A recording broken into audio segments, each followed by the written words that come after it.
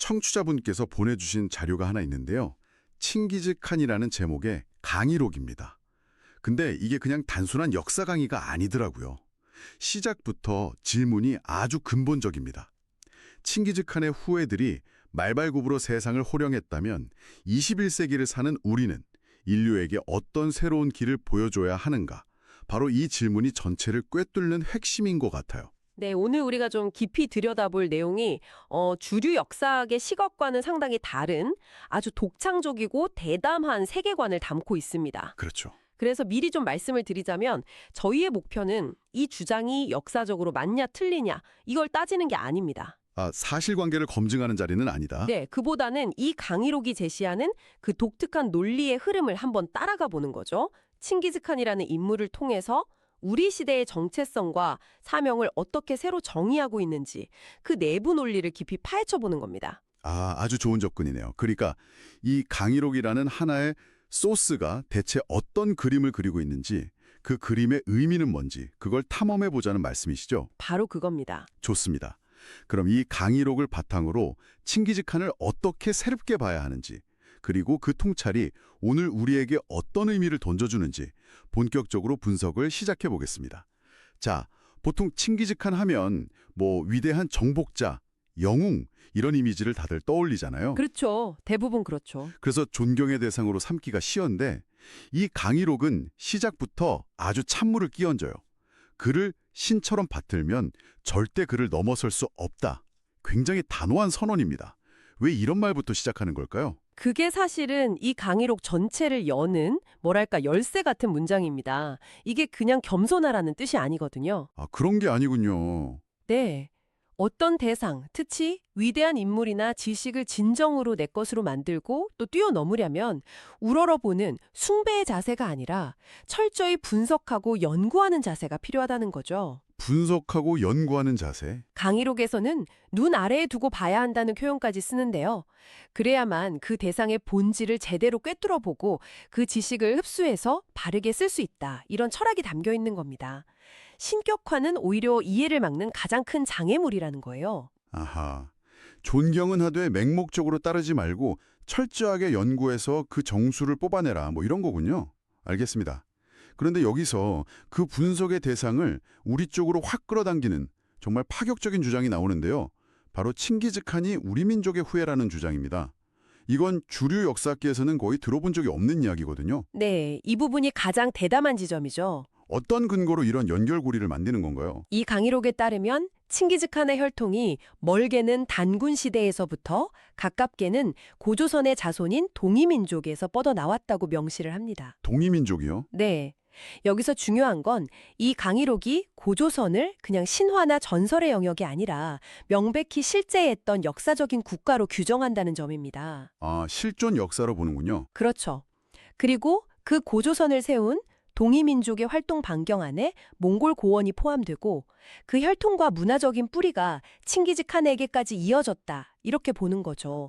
일종의 거대한 북방 민족사라는 틀 안에서 우리와 칭기즈칸을 하나의 후손으로 묶으려는 시도입니다. 그러니까 우리가 흔히 생각하는 한반도 중심의 역사관이 아니라 만주랑 몽골까지 아우르는 훨씬 더 광대한 시각에서 역사를 다시 보고 있는 거네요.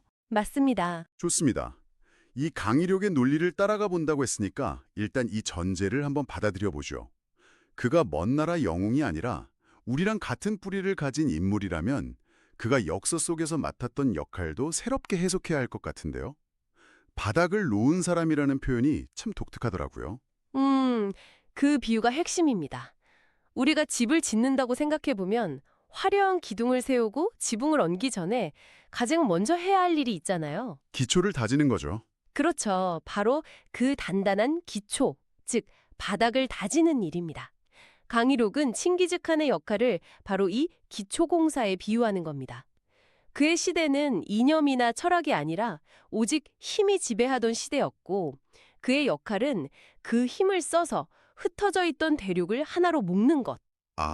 그래서 다음 세대가 활동할 수 있는 거대한 무대를 만들어주고 간 사람이라는 거죠. 그 과정이 비록 폭력적이고 파괴적이었을지라도 미래를 위한 초석을 다진 인물로서 그의 역사적 공적을 평가하는 겁니다. 재밌네요. 그를 완성된 영웅이 아니라 다음 시대를 위한 기반을 닦은, 뭐랄까, 선발대 같은 역할로 규정하는 거군요. 네, 정확합니다. 그렇다면 자연스럽게 다음 질문으로 넘어가게 됩니다. 칭기즈칸이 그 거칠고 거대한 무대를 힘으로 만들었다면 그 무대 위에 올라선 지금의 우리는 뭘 해야 하는가? 이건 뭐 대본이 완전히 바뀐 새로운 연극에 해야 한다는 이야기로 들리는데요. 바로 그겁니다. 시대의 패러다임이 근본적으로 바뀌었다는 게 이 강의록의 핵심 진단이에요. 과거가 힘으로 질서를 접던 시대였다면 지금은 지혜로 인류를 이끌어야 할 때라는 거죠. 힘에서 지혜로. 네, 칭기즈칸의 후예라면 당연히 그의 용맹함을 물려받았겠지만 21세기에는 그 용맹함만으로는 부족하다는 겁니다. 칼을 휘두르는 용맹이 아니라 인류 전체를 이롭게 할 지혜를 발휘하는 용맹, 아, 지혜로운 용맹? 그 두 가지가 결합될 때 비로소 진정한 의미의 인류 지도자가 될 수 있다는 논리입니다. 힘에서 지혜로의 전환. 그리고 바로 이 지점에서 홍익인간 지도자라는 개념이 아주 강렬하게 등장합니다. 강의록은 특히 현재 대한민국에 사는 사람들, 그중에서도 베이비 부머 세대를 딱 지목해서 아주 특별한 존재로 규정하고 있더라고요. 네, 여기서부터는 거의 신화적인 언어가 사용됩니다. 이들을 그냥 특정 시대에 태어난 인구 집단으로 보질 않아요. 그럼 뭐라고 부르나요? 천손, 즉 하늘의 자손이라고 부릅니다. 인류 역사의 마지막 장을 마무리하기 위해서 가장 높은 차원의 질량을 가지고 이 땅에 태어난 홍익인간들이다 이런 거죠. 질량이요? 네. 심지어 우주 최고의 신들이 마지막으로 할 일을 하러 왔다는 듣기에 따라서는 굉장히 과격하게 들릴 수 있는 그런 표현까지 등장합니다. 우주 최고의 신들이라니. 정말 엄청난 규정인데요. 여기서 말하는 질량이라는 건 물리적인 무게가 아니라 어떤 정신적, 영적인 역량 이런 걸 의미하는 거겠죠. 그렇다고 봐야죠. 근데 왜 하필 이 세대에게 그런 엄청난 의미를 부여하는 걸까요? 이 강의록의 논리에 따르면요. 인류 문명이 발전하면서 수천 년간 쌓아온 지식과 경험, 그리고 영적인 에너지가 있는데 이 모든 게 응축돼서 폭발하는 시점이 바로 지금이라는 겁니다. 아, 지금 이 시점이요? 네. 그리고 그 전환의 중심에 서도록 운명적으로 태어난 세대가 바로 이들이라는 해석이죠. 과거의 모든 희생과 노력이 이 세대를 통해서 열매를 맺어야 한다는 일종의 시대적 사명을 부여하는 겁니다. 그 사명감 때문인지 조상을 대하는 태도에 대한 설명도 완전히 관점이 새롭습니다. 보통은 우리 조상 칭기즈칸이 이렇게 위대했다 하고 자랑하기 마련인데 이 강의록은 정반대예요. 맞아요. 바로 당신, 내가 위대해져야 조상이 빛난다고요. 이건 기존의 통념을 완전히 뒤집는 이야기 아닌가요? 맞습니다. 그게 바로 과거에 얽매이지 말고 미래를 창조하라는 이 강의록의 핵심 메시지입니다. 칭기즈칸이든 예수든 시타르타든 과거의 위대한 인물들이 뿌린 씨앗이 진짜 결실을 보게 하는 건 바로 살아있는 우리 후손들의 몫이라는 거죠. 아, 우리의 몫이다. 네. 우리가 지금 여기에서 인류 공영에 이바지하는 위대한 일을 해낼 때 비로소 그분들의 고통과 희생이 헛되지 않았음이 증명되고 그들의 삶이 완성된다는 겁니다. 과거의 영광에 기대는 게 아니라 현재 우리의 행동으로 과거를 구현하라는 아주 능동적인 역사관이죠. 과거를 완성시킨다. 와, 정말 막중한 책임감을 느끼게 하는 말이네요. 하지만 이렇게 엄청난 사명을 부여하는 동시에 현 세대를 향한 아주 날카로운 비판도 서슴지 않더라고요.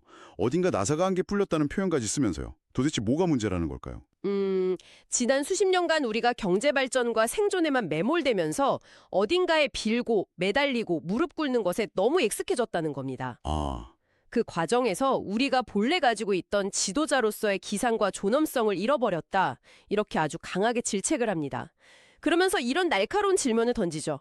무릎 꿇는 사람이 어떻게 남을 이끄는 지도자가 될 수 있나? 와, 정말 뼈아픈 지적이네요. 스스로의 가치를 잃고 구걸하는 자세로는 절대 세상을 이끌 수 없다는 아주 통렬한 지적입니다. 듣고 보니 외국에 나가서 역사적 위인들의 유적지를 대하는 태도에 대한 언급도 같은 맥락으로 이해가 되네요. 나폴레옹이나 마호메트 같은 인물들 앞에서 우리가 어떤 자세를 취해야 하느냐, 이 부분 말이죠. 그렇습니다. 그들의 무덤이나 기념관에 가서 당신은 정말 위대합니다 하고 절하고 경배하러 가는 게 아니라고 딱 잘라 말합니다. 그럼 뭐하러 가는 건가요? 이 강의록의 논리를 끝까지 밀어붙이면 우리는 우주 최고의 신들이기 때문에 인간인 역사적 인물에게 고개를 숙일 필요가 없다는 결론에 이릅니다. 아, 우리가 예를 갖춰야 할 대상은 오직 이 대자연의 근원적인 에너지, 즉 하느님뿐이라는 거죠. 나폴레옹 같은 인물들은 숭배의 대상이 아니라 그 시대에 자기 역할을 얼마나 잘 수행했는가를 우리가 점검하고 평가해야 할 연구 대상이라는 겁니다. 와, 이건 세상을 바라보는 관점의 기준점을 완전히 우리 자신에게로 가져오는 거네요. 대단한 자부심인 동시에 엄청난 책임감을 요구하는 시각입니다. 그렇죠. 결국 모든 화살이 다시 우리에게로 돌아오는 것 같아요. 모든 것은 우리 자신에게 달려있다. 이런 결론으로 이어질 수밖에 없겠네요. 네, 정확합니다. 대한민국이 저절로 위대해지는 게 아니라는 점을 수차례 강조해요. 바로 지금 이 땅에 사는 우리 한 사람 한 사람이 각자의 자리에서 위대한 일을 해낼 때 비로소 대한민국이라는 국가 공동체도 위대해질 수 있다는 거죠. 여기서 말하는 위대한 일이 꼭 거창한 것만은 아니겠죠. 물론입니다. 각자 자기 본분과 역할을 바르게 그리고 널리 이롭게 행하는 것. 그렇게 각자가 빛을 발할 때 그 빛들이 모여서 세상을 밝힌다는 겁니다. 그렇게 우리가 바로 설 때 과거에 흩어졌던 것들도 다시 모여들 것이라는 약간 예언적인 말도 하더라고요. 네, 그게 이 강의록이 제시하는 미래상입니다. 우리가 인류의 정신적 지도국으로서의 위상을 갖추게 되면 과거의 우리와 한 뿌리였던 몽골을 비롯한 여러 민족과 문화가 자연스럽게 우리를 중심으로 다시 모여들 거라는 예측이죠. 아, 이것이 단순한 민족주의적 통합을 넘어서 진정한 인류 평화를 이룰 초석을 놓는 길이고 바로 이 땅에 온 홍익인간 지도자들의 마지막 사명이라고 역설하고 있습니다. 오늘 살펴본 이 강의록 정말 흥미롭네요. 칭기즈칸이라는 한 인물에서 시작해서 그를 우리 민족사의 일부이자 미래 세대의 무대를 닦은 인물로 재해석하고 거기서부터 현 세대의 사명까지 연결하는 정말 거대한 서사였습니다. 그렇죠. 그의 힘의 시대는 끝났으니 이제 그 무대 위에 선 우리가 지혜로 인류 평화에 기여해야 한다는 새로운 역할을 제시했죠. 중요한 건 과거의 영광에 안주하는 게 아니라 바로 지금 우리의 행동으로 과거의 희생을 빛내고 미래를 열어야 한다는 아주 강력한 메시지를 던지고 있다는 점입니다. 네, 이 자료는 역사적 사실에 대한 논쟁을 떠나서 한 세대에게 어떤 정체성을 부여하고 그 역할에 대해 얼마나 깊이 성찰하게 만드는가 하는 점에서 큰 울림을 주는 것 같습니다. 맞습니다. 여기서 청취자분께 이런 질문을 던지면서 마무리하고 싶네요. 만약 이 강의록의 주장처럼 우리 세대가 인류의 미래를 위해 완수해야 할 특별한 사명을 가지고 태어났다고 한번 가정해 본다면 당신의 삶에서 실천할 수 있는 가장 위대한 일은 무엇이 될 수 있을까요? 그리고 그 일을 통해 당신은 어떤 조상의 혹은 어떤 과거의 희생을 빛나게 하고 싶으신가요?